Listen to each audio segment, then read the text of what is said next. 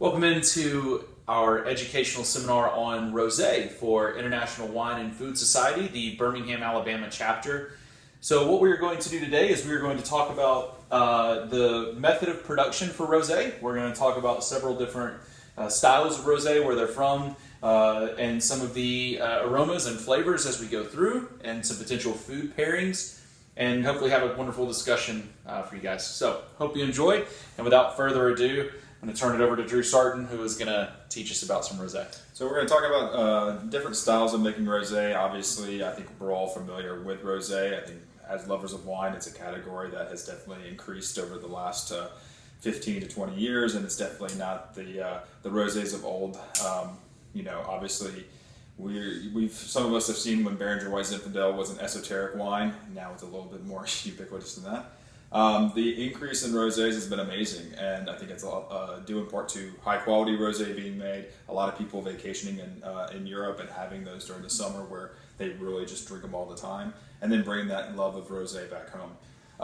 The rosés that we're going to taste today, or talk about today as well, I was going to go ahead and tell you about them. This is a 2018 Clinker Brick rosé. We have from California. We have an Axe, which is obviously short for Axe de Provence. So this is a Provence style rosé with Cinsault and Syrah and Grenache in it. 2019. The 2019 Muga Rioja rosé, predominantly Tempranillo with some Manzuelo in it as well. And then the Cune Rioja 2018, which is again another Crianza style rosé from Spain and Rioja, similar blend on the varietals. And the reason why we're highlighting the vintages as well is to show there is the occasion where rosés can age very gracefully and very beautifully. And don't be scared if you're getting a rosé necessarily that's not of the current vintage, because sometimes they actually taste better with a little bit of age on them. So there are three main production ways of making rosé. The easiest one that you can think of is a blending method, where you take a white wine and a red wine and blend a little bit of that juice together to make a rosé. And that would be more typical probably in, like, when we think of like rosé champagne in particular. In rosé champagne, it's really the only place where they're actually still doing it. You know, it's kind of looked down upon in the winemaking world, except for in Champagne. And even in Champagne, there has been a concerted effort to move into one of the other two ways of producing rosé. It is still done. It is still done by some very prominent and well-respected houses. And it's not necessarily an indication of bad quality. It is just kind of looked down upon from a non-champagne rosé standard. So usually you see bulk still rosé being made in this manner, and usually they are the kind of quality that you would expect at the price point they are. So the other two methods of production are the bleeding or saignée method in France, and the normal free run juice is what we call it. Sorry, right. For making rosé. And as the name would indicate, in the free run, you are making the wine, and then what you are making is a rosé to make a rosé. You're not making red wine and rosé being the afterthought. What you're doing is you're pressing the grapes, allowing those grapes to sit on the juice for a certain amount of time, a very short maceration time, depending on how much of a tint of rosé that you want. Sure. And then you are taking away those skins and continuing the fermentation process in that tank of just making a rosé. Saignée method is the idea of, we are making a red wine, but we're going to take a little bit of this juice off during a certain portion of that maceration and make that juice into a rosé. You're going to end up at the end process with a little bit of rosé and a lot of red wine, basically.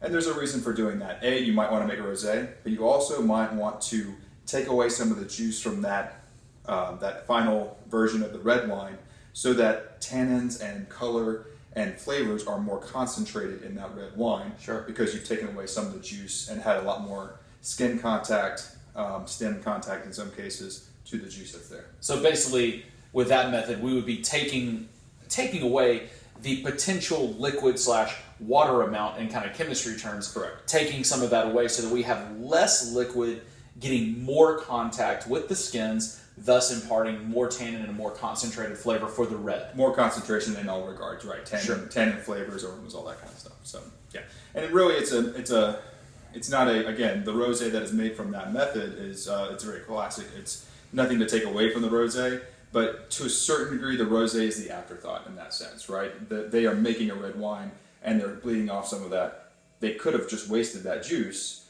but now in a lot of cases, they're taking that bled off wine and making another wine for it. In the past, in France, Spain, Italy, you would have seen this kind of rosé being like what was consumed at the winery or maybe in the local restaurants, just because, again, it was an afterthought kind of thing. Nowadays, with bigger wineries, you're able to take that method and still make a good sizable amount of juice that you can ship worldwide. Yeah, and I think that one thing that's really kind of interesting to see is that we do have, especially in the old world, when we think of France, for example, the Provence region as a whole, extremely well known for rosés from producers like Tempier, and certainly if you go over to the southern Rhone Valley, where you even have an entire AOC that is dedicated in Tavel just to the rosé production. Right. And then of course plenty of Spanish producers, and I think we're really fortunate now to where not only we've had American producers making rosés for a long time with various methods involved, but now we're even seeing in some of these really prime time real estate where we see people in Napa and good real estate in Sonoma that are intentionally making rosés to really highlight the quality that can be done in there. And I think that's just a true testament to the category and to something that you touched on earlier, that rosé is not just a 3-liter jug wine on the bottom shelf at the grocery store anymore. That rosé is truly now, it's a category in and of itself. And what we have now is we have producers from the very bottom levels all the way up to the very top, where 15, 20 years ago, it probably for most American consumers would have been unheard of to spend over $15 on a bottle of rosé, and now we're seeing some of these producers commanding $30 to $40 and getting it regularly. And also seeing that $15 being the kind of entry level into what we would call quality rosé. Right. Don't get me wrong. There's some fine ones at $10, but for the most part, you're looking at that $15 sweet spot, and then up from there. So let me pour you some wine, Drew. Great. So this is the 2018 Clinker Break Rosé. Again, I'm going to open up a couple of these, and by all means, these are all in the market. Now, whether or not you find the 18 like we have, or if it's gone on to the 19 by the time you get that, great. Either way, it's not, don't let vintage hold you up too much on rosé. If it's 3 or 4 years old, depending on the producer, it still could be great. For some other wines, it might be pushing it. But you know what? Never hurts to try. Right. And I think this is so the Clinker Break in particular is from Lodi. So with that area, we've got really a really warm climate. So we're going to get, by kind of default here, we've got really ripened fruit, and then we've obviously got the winemaker's expression, which to me is really interesting because you have an area that's a warm climate, you got really ripe fruit, but the color on this rosé is quite light. Right. And I think that the aromatics, in particular with this style, we tend to get much more. It's funny to me, rosé really, the aromatics and flavors kind of go hand in hand with the color. Yeah. So we're getting a lot of those brighter kind of pink fruits here. Let's think like really young strawberries. I'm definitely getting a noticeable like watermelon component here. Exactly. And there's usually with a lot of these drier styles, and that's one thing to touch on. All the wines that we're tasting, and for the most part, if you go to an independent wine shop, you're going to find predominantly, if not exclusively, dry style rosé, right? A lot of these are not going to have a lot of residual sugar that you see in the kind of forefront. Don't get me wrong, there are plenty of those as well, usually at the lower categories especially. These are all going to be considered dry. And Clinker Brick is well known for their Zinfandels, but this is actually some of their estates from Lodi, like Drew said, that are going to have predominantly Grenache, Syrah, a little bit of Mourvedre in them as well.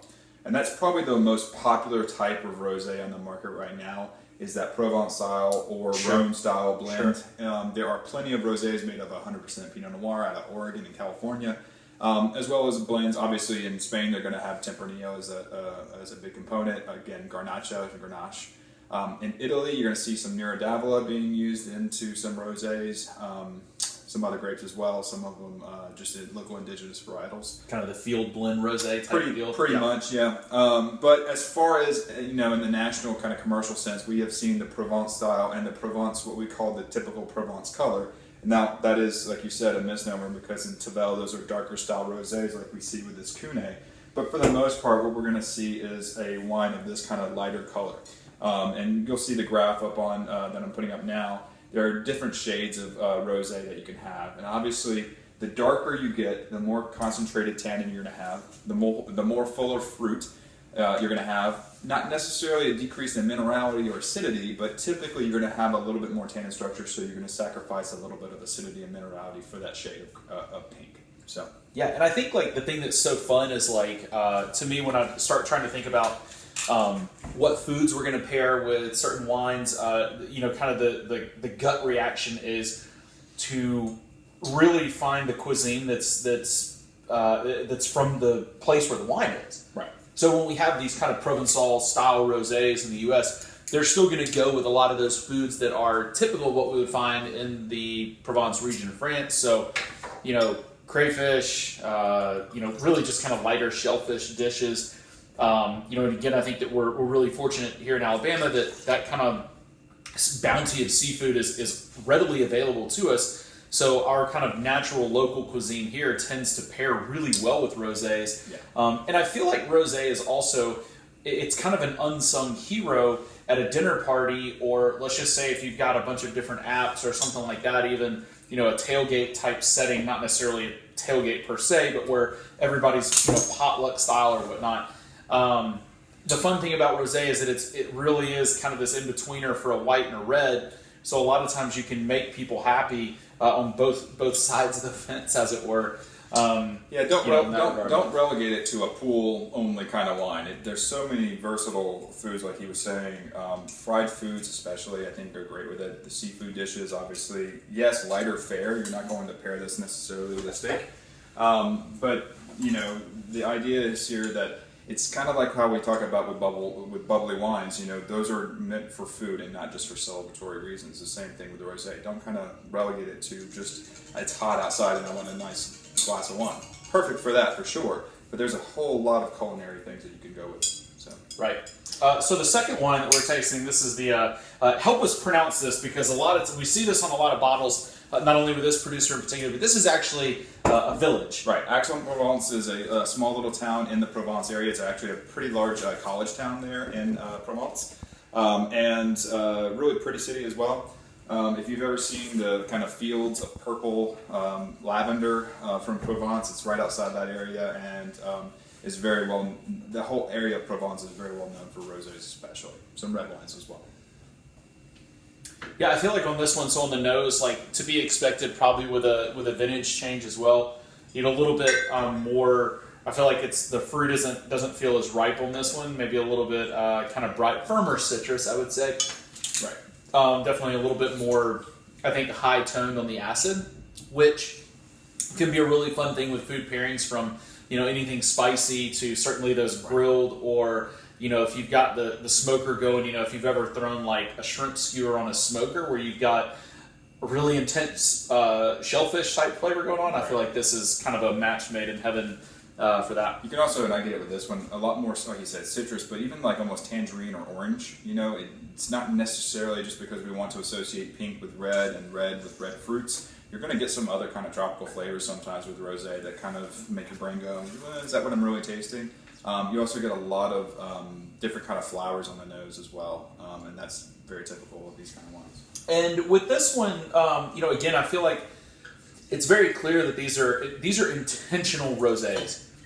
So the quality is definitely there, but for retail price points, I mean, all of these wines are still going to be under $20. Under $20, and to me, that's in that value wheelhouse for something that whether you're, when we shop sub 20 and especially that kind of 15 range, a lot of times one of the first things to go out the window is the quality itself. Not necessarily that the wines are going to be bad, but you're not going to get those secondary and tertiary aromas that you would from something that was per se, like when you start getting into some, cru burgundies, like whatever it may be. So I think that's really fun that at this price range, we're getting rosé, we're getting a fun category that is bright and fresh and exciting and all those things. But at the same time, we are getting those complexities, and we are getting some of those secondary and tertiary notes. So that's, I think, a really exciting thing for the category as a whole. And it's also at a price point where you can experiment and find which one that you like. And to that point, kind of show you the two different styles of Rioja that we're going to try. And I think this highlights exactly the best visual component of how you can have a lighter style and a darker style. The Great Blend components are going to be very similar in a matter of percentages, but they're both going to be predominantly Tempranillo. And then you're going to just see where we're getting the different color then being from the time of maceration on those skins being in the juice. And obviously the Muga, tasting delicious right now. This is 2019, just came back into the state. And a lot more minerality, a lot more kind of like you were saying, the orange peel, a little bit of strawberry. Whereas the Kune is going to have a lot more mouthfeel. This is what I like to call a wintertime rosé as well. So this would go great with seafood, it would go great with the other stuff that we said. But this one obviously has the tannin structure, the fruit structure to really kind of stand up to maybe like a fall menu, like some pork tenderloin, maybe even duck, or maybe a filet tenderloin even. Maybe not with like not with a big heavy sauce, but just like a simple. It wouldn't be a deal breaker for me. It wouldn't be a deal breaker for me. I can do it. And I think too, just as a good reference point. By the way, this Muga is absolutely delicious. I haven't tasted the Kune yet. The Muga is stunning. I mean, it is bright red fruits. Right. It's really on the nose. I mean, you can tell the differences between like a Pinot Noir, but you get those bright fruit flavors and aromatics. But just as a quick reference point, one thing that I think is really fun is that while we're talking Spain with these two wines, if you're looking for kind of a similarity, this is going to be much more with what we would say with the Provence style, whereas this is much more what you would find in kind of Tavel. And again, I think what's really fun about with both of these wines is if you're having, one of the things that we kind of like to do here at our house, and I know you're the same, is where you start out a dinner and you've got kind of some apps going, maybe some cheese is out, maybe some fruit or whatever, while you're cooking kind of the main course or whatever. So people are kind of coming in and snacking on something on the table. These wines are going to go really good with that. Yeah. But then as you move into something a little heavier, whether it's a roasted chicken breast, or even some seared duck, or like a steak tartare or a carpaccio, these wines are going to go all the way through those things. And that to me is what's really fun about them is as you do that, you're going to pick up certain flavor nuances, and you're going to pick up certain, aromatics, and, you might start to pick up, if you're having it with beef or duck, you might start to pick up a little bit of that kind of white button mushroom on the background of this guy, as opposed to, if you're having it with some of those cheeses and red fruits, you're going to pick up a lot of the fruit character and the acidity. So one of the things that I want to make sure that, people understand and appreciate is that, to what you said earlier with like champagne, where champagne is not just for celebrating. Right. Rosé is not just for an afternoon glass at a pool or something like that. It's when you get quality rosé, the wines have incredible complexity, and they can pair with a wide range of food because they are really that in-betweener as a category, and you can find incredible quality rosés, as low as $15 and well below, $40. Yeah. You're talking world-class made wine from places where it's an intentional rosé. Right. It's very careful farming and careful fruit sourcing. Yeah, and I think that's the main point. You can find your comfortability level with whatever price point you want, and within rosé, it's kind of like finding your favorite Chardonnay. There's a lot of different types of Chardonnay at a lot of different price points. It's really just finding the style that's most conducive to you and usually what you do. And of course, I haven't done it before, but I'd love to do like a rosé dinner to where you had lighter to bolder rosés and kind of courses to match. I think it'd be a fun experiment and one that wouldn't really cost too much money. So. Yeah, that's the fun thing, is that you talk about getting 5 bottles of rosé and you're under $100. Yeah, pretty comfortably. And again, you can span. You won't have the same rosé. I mean, you'll have some similar characteristics in the tasting profiles, but depending on the tent, you could really plan it out. And obviously, your wine stewards can really help with that selection process too. One of the things we did want to make sure that we mentioned, we'll have the information available for the specific wines that we tasted kind of in this rosé flight. But certainly don't feel like if you're going to watch the video that you have to go find these exact rosés. If something sounded really exciting to you, if you think that you might enjoy some more of the lighter style, or a true Provençal rosé, or something like the Kune that may have a little bit more body and weight to it, go to your local wine retailer. We have, as you guys know, we have plenty of amazing wine shops across the city of Birmingham. So you've got a real opportunity to go and find something unique. And ask the wine steward. hey, this is the kind of rosé I'm looking for. Point me in the direction that I need to go.